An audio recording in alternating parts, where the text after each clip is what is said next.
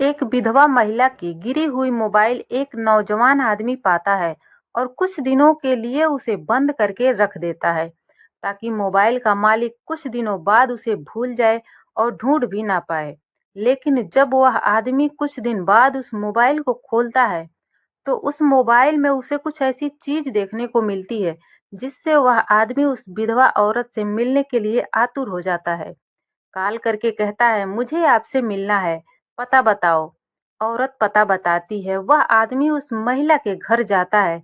उसके बाद जो होता है उसे जानने के लिए ध्यान से सुनिएगा।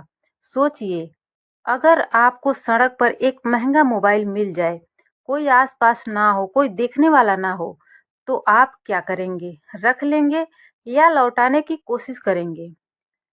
सोचिए, अगर उस मोबाइल के अंदर सिर्फ फोटो और वीडियो नहीं, बल्कि किसी की टूटी हुई जिंदगी, किसी बच्चे की भूख और एक औरत की चीखें कैद हों, तो क्या आप फिर भी उसे अपने पास रख पाएंगे? ऐसे ही गिरे हुए मोबाइल से शुरू होती है, लेकिन खत्म वहाँ होती है जहाँ इंसानियत किस्मत से टकराती है। और यकीन मानिए, इस कहानी का हर मोड़ आपको सोचने पर मजबूर कर देगा। कहानी की शुरुआत होती है महाराष्ट्र के नागपुर शहर के बाहरी इलाके से, जहाँ शहर खत्म होता है और गांव शुरू। वहीं रहता था एक आदमी, कैलाश। उम्र लगभग 32 साल की, सीधा साधा और मेहनती। 2 एकड़ का संतरे का बगीचा, कुछ जानवर और एक छोटा सा परिवार।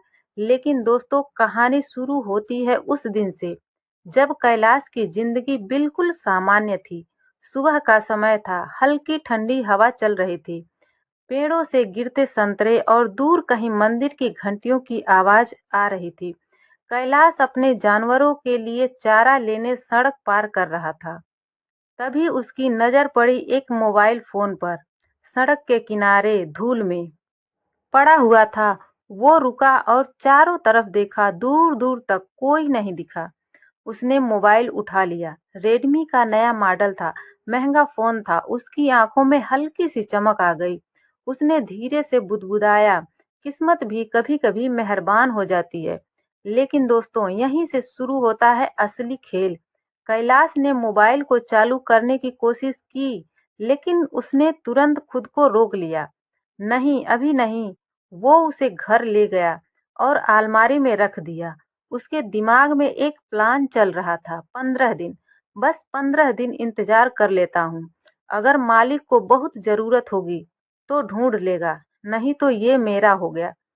तभी उसे अपनी छोटी बहन याद आई, जो महीनों से मोबाइल मांग रही थी। वो मुस्कुराया और सोचा, ये उसी को दे दूंगा।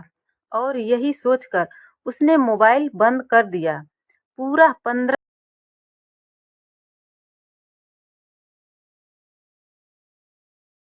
जिंदगी बिखर रही थी।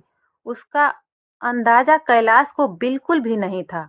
15वें दिन रात का समय था। कैलाश ने अलमारी खोला और आखिरकार मोबाइल को हाथ में उठाया, चार्जर में लगाया। स्क्रीन जली और जो उसने देखा वो सिर्फ एक मोबाइल नहीं था, वो एक कहानी थी, दर्द की कहानी। अब सुनिए मोबाइल के अंदर की दुनिया। मोबाइल खुला हुआ था, कोई लॉक वगैरह नहीं लगा हुआ था। कैलाश मोबाइल की गैलरी खोलता है। पहली फोटो, एक खूबसूरत औरत साड़ी में मुस्कुराती हुई। उसके साथ उसका पति भी था। दोनों किसी शादी में नाच रहे थे। कैलाश मुस्कुराया और सोचा, अच्छा परिवार लगता है। लेकिन जैसे जैसे वो आगे बढ़ा, उसकी मुस्कान गायब होने लगी। अगली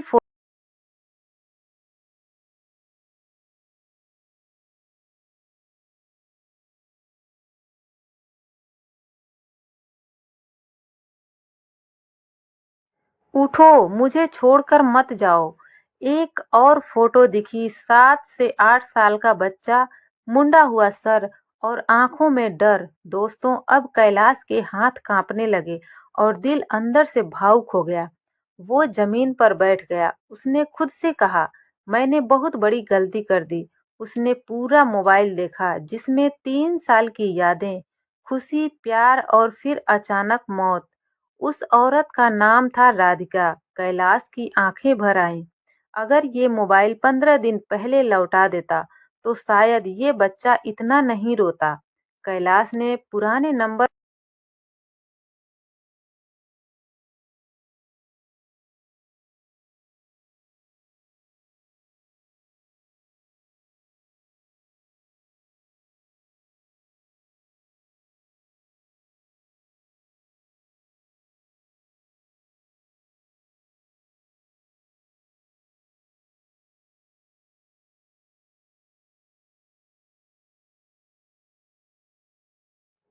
थकी हुई आंखें और पास में उसका बच्चा।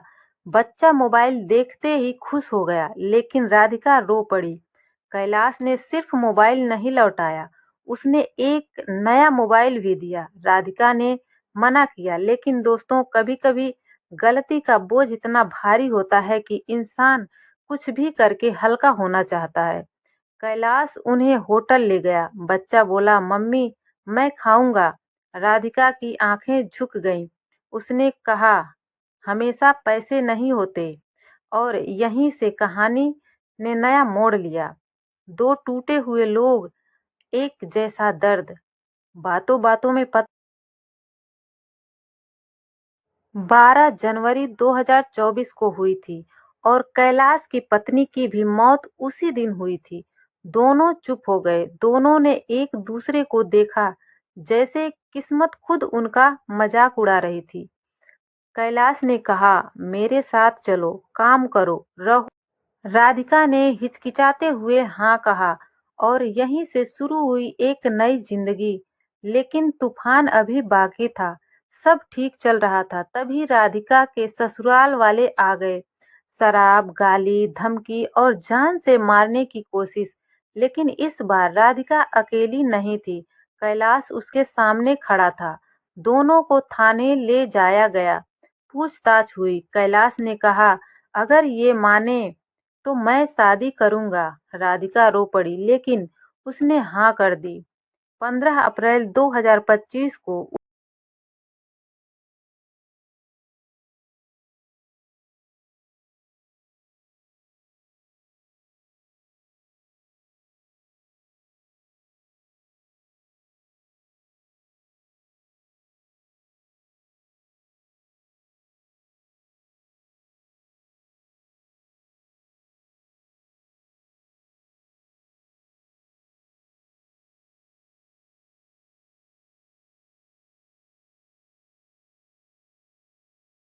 दोस्तों, मोटिवेशन के लिए एक लाइक जरूर करिए, क्योंकि आपका एक लाइक हमें अंदर से इतना मोटिवेट करता है कि हम शब्दों में बयान नहीं कर सकते। इसलिए लाइक जरूर करिएगा। फिर मिलते हैं अगली वीडियो में अगली कहानी के साथ। तब तक